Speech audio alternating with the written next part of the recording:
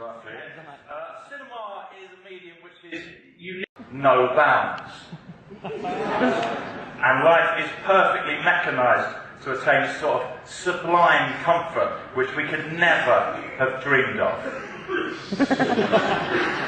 The first thing to look at is how these filmmakers take their characters back in time.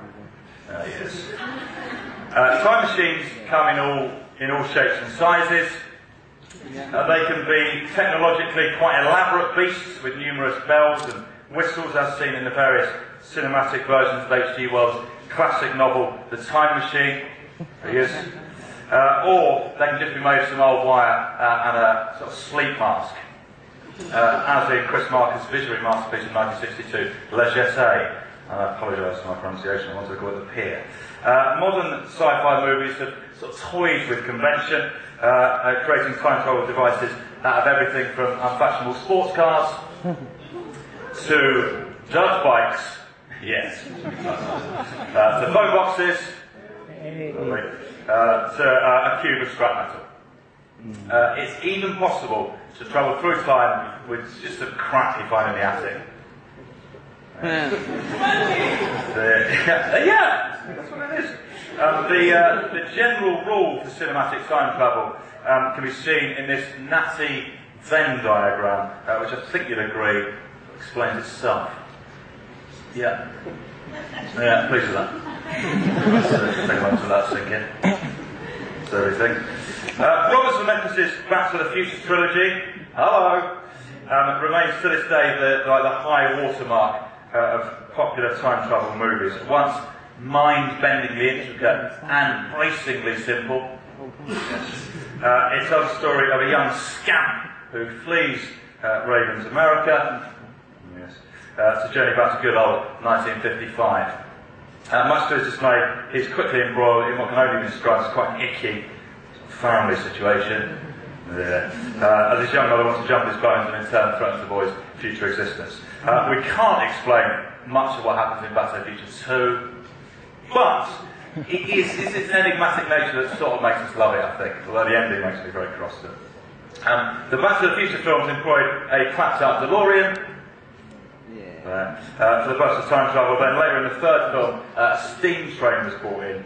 In a mooted fourth instalment of the franchise, it was thought that Marty and the Doc's time-sliding adventures would take place with the help of a speedboat, something like that. But due to the incredible popularity of Hulk Hogan starring Stealth Boat's crime serial Thunder in Paradise, production never got off the ground.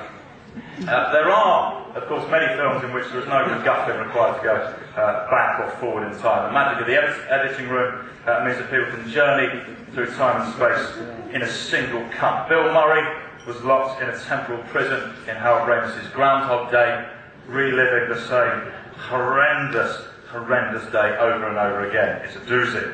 Then in Run, Lola, Run, a glossy exploration of chaos through a techno soundtrack, heroine's given 3 chances to save her drug dealer boyfriend from getting whacked. An extension of this movie subcategory is the body swap film. When I say film, I mean film, obviously. Debate still rages in cinephile circles as to whether films like Vice Versa, Savage, Reinhold, yes, Like Father, Like Son, or Big, oh, yeah, or, of course, Rob Schneider's The Hot Chick, can be included within the time travel pantheon. Probably not. I haven't got time to go into the vagaries of the Jean-Claude Van Damme classic, and it is a classic time travel. But if you want to sort of grab me in a bar afterwards, I'm very happy to get stuck into that. Now, though, should say a few words about this evening's film, Looper. In quite an oblique way, director Ryan Johnson, who is sitting in has already made 2 time travel films with his sort of effusive hipster slang and hard-boiled noir setting. 2005's Brick took us back to 1940s Hollywood by way of a modern-day high school, and then in 2005's follow-up, in 2005, The Brothers Bloom took us into a strange sort of dandyish future at a time of gentlemen thieves, sort of ironic clothing and yet more effusive hipster slang. Looper is his most literal investigation into time travel. And just to settle the more anxious amongst you, this will be entirely spoiler-free, what I'm about to say. No? Okay. The basic story revolves around the concept of time travel being highly illegal in the future.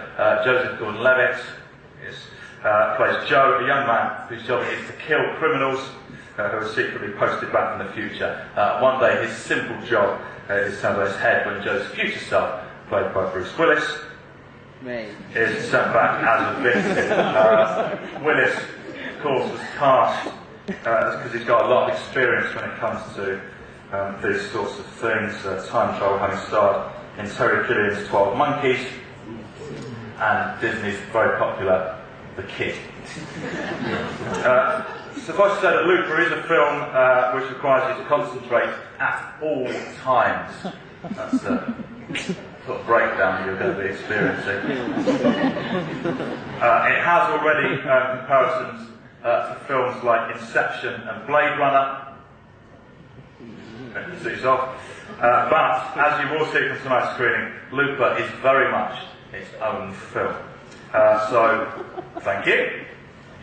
For listening to this little introduction. If you take away nothing else, please just remember that cinema has a rich history of time travel movies, and to create them, that all-important time travel device, you don't have to be too rich, really, or too inventive, because in the end, time travel can be achieved pretty much any way you like it to be.